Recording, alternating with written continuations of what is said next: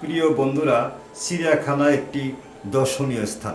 ঈদ উপলক্ষে সবাই ছেলে মেয়ে বউ বাচ্চা নিয়ে ঘুরতে আসেন। চমৎকার একটি জায়গা, কিন্তু অতীব দুঃখের বিষয় এবার ঘুরতে গিয়ে অনেকেই বিব্রত বোধ করেছেন, কারণ এখানে একটি বিষয় ছিল, সেই নারায়ণগঞ্জের থেকে পাওয়া ট্রাপ নামে একটি মহিষ। এই মহিষটিকে কোরবানির জন্য বিক্রি করা হয়েছিল, তবে কর্তৃপক্ষ সেটাকে বিক্রি না করে সেটাকে চিড়িয়াখানায় হস্তান্তর করেন। সব দর্শনার্থী সেটাকে দেখার জন্য গিয়েছিলেন, কারণ ট্রাম্প নামের সেই মহিষটি অ্যালবিনো জাতের। কিন্তু অতীব দুঃখের বিষয়, এই মহিষটি এত দূরে রাখা হয়েছে যে কোনো দর্শনার্থী এটাকে দেখতে পায়নি। দর্শনার্থী ব্যারিকেডের সামনে অনেক ভিড়, লোকের ভিড়, কিন্তু কেউ সেই বিনোদন বা সেই আশাটুকু পূরণ করতে পারেন নাই। তারা জানিয়েছেন এটা করা আমাদের জন্য উচিত হয় না, এটা চিড়িয়াখানা কর্তৃপক্ষের একটা অবহেলা বা একটা প্রতারণা করা হয়েছে আমাদের সাথে।